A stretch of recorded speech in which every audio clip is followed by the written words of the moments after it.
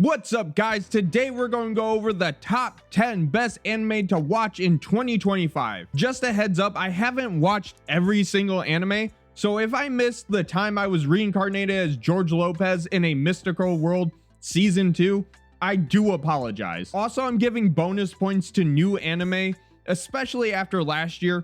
I'm looking at you, Blue Lock. What the heck was that? And I'm not including movies, so Demon Slayer and Chainsaw Man Part 2 will not be on this list. At number 10, we have Shanger La Frontier Season 2. If you don't know what this is, it's basically if the angry video game nerd got isekai'd. I mean, he wears a bird mask and he's a lot less angry, but my point still stands.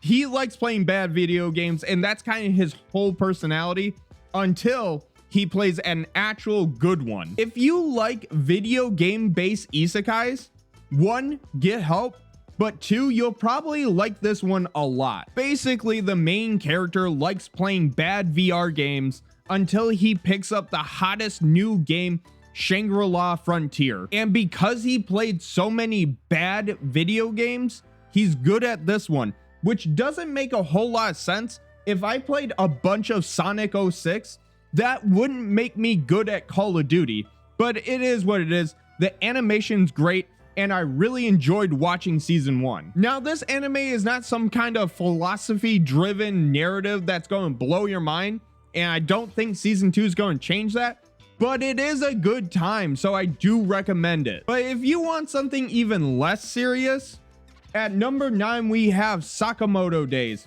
which is basically if John Wick got a dad bod. By the way, if they make another John Wick, that should definitely be the premise. Just imagine John Wick in a fat suit, or better yet, he commits to the part and gains like 50 pounds. But for the time being, we have Sakamoto Days, and it's about a former hitman trying to settle down and run his mom and pop shop. No matter if he's trying to take inventory or take people's lives, he's good at both. Sakamoto Days has the strong potential to be the next Spy Family, or if you're a hipster, Buddy Daddies. Oh man, I bet all 10 Buddy Daddies fans are going to be super stoked that I mentioned the series. Keep in mind, not even on the list, just mentioned. I'm not even 100% sure if Buddy Daddies is even getting a season 2. You know what? Let me go check real quick. I'm actually kind of curious. Oh, wrong tab. Just ignore that. All right. Will there be... Oh, Buddy Daddies season 2 came right up. All right. Well, that actually kind of sucks. Anyways, based on what I've seen from the trailer and manga, Sakamoto Days has a legitimate chance to be the next big slice of life anime, unlike Buddy Daddies. Honest to God, I don't know why I'm going so hard on Buddy Daddies. I actually really enjoyed it when I watched it. But regardless, at number 8, we have Windbreaker Season 2. If you ever wonder what teenage gang violence would look like as an anime, boy, do I have the anime for you. Also, if you're wondering that, what the heck is wrong with you? And please tell me you're not allowed near schools. If you haven't watched season 1 of Windbreaker, it's about this guy that looks like Death the Kid that goes to a new school where violence is the curriculum. And I'm only kinda joking. In this anime, there are no ki blasts or magical powers or transformations.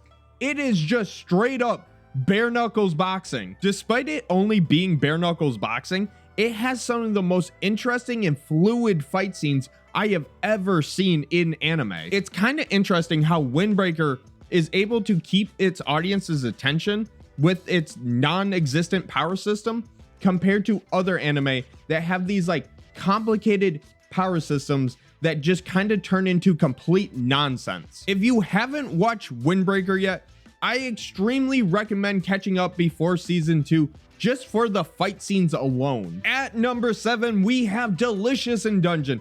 And let me just say, no anime has made me want to taste a Pokemon more than this anime. Sorry, I lost myself for a second. Anyways, you know how some shonen will have an episode where all the characters are eating food and that food looks better than anything you have seen your entire life? Well, That's this entire anime. But this anime is more than just about the food. The story, fight scenes, and animation are also great. The only way I don't recommend this anime is if you're trying to lose weight. Speaking of food, don't forget to subscribe. Ha, I bet you thought this was going to be a HelloFresh ad. Joke's on you, you dumb, stupid idiot. I don't have advertisers yet. Oh man, just imagine if I was sponsored by HelloFresh. That would have been a crazy good transition. But regardless, even though I just called you dumb and stupid, I really appreciate your guys' support. But enough of that self-promotion BS.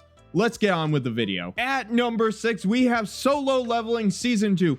And let me just say, even though Solo Leveling took a second for me to warm up to it, you'd be missing out if you didn't catch up right now. But luckily, there's a new Solo Leveling movie that just came out that does a great job at catching new viewers up to season 2. Everything about this anime is fantastic, the animation, the storytelling, but let me just say, the character development is probably the best part. Not since like Evangelion have I seen an anime depict depression just so accurately. Like, the main character isn't this sad edgelord all the time. He's an actual interesting three-dimensional character. Another great thing about this anime is that it never pulls its punches. Characters die all the time with real consequences to the story. Even though personally I'm not in love with the premise, I can't deny the absolute quality that this anime has been putting out so far,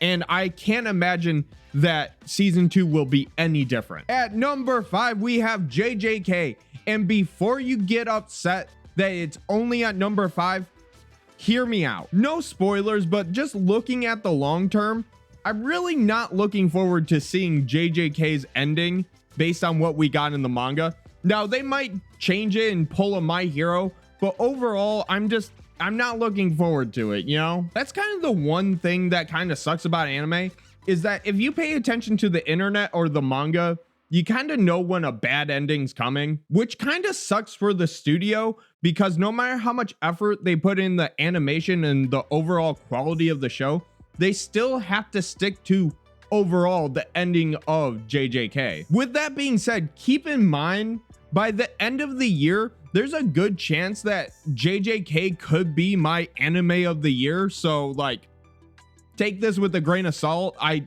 still love JJK. Despite everything I just said, I still recommend that people catch up before season 3 comes out, because this story is still like a masterclass 99% of the time, besides its ending. At number 4, we have Kaiju number 8.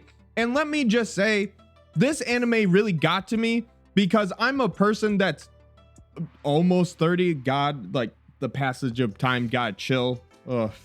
Anyways, and we don't get many characters in my age range generally in anime. In media, it's a common theme that you should always follow your dreams, but in reality, it's kind of hard to maintain that mindset the older you get. But in Kaiju number 8, the main character Kafka really drives home that you're never too old to chase what you really want to do in life. As long as you have a can-do attitude, a hard work ethic, and a monster that goes down your throat, turning you into a monster that has jetpacks in its arms and legs, you can really accomplish anything. And I can't wait for season 2 based on what we've seen from season 1, because season 1 does a great job setting up its lore and a bunch of questions that we have yet to have answered. At number 3, we have Frieren, because my roommate told me to, and he sent me multiple messages telling me that Frieren had to be at least at number 3. I haven't watched Frieren yet, so I needed his help to tell me what it was actually about, because I do recognize that it's a quality anime, and I wanted his input. Wait, I just got a notification. Wait a minute. Fire Force is coming back? Fire Force season 3? F it, Frieren's out. Fire Force number 3, let's go. If you don't already know, Fire Force was created by the same guy that created Soul Eater.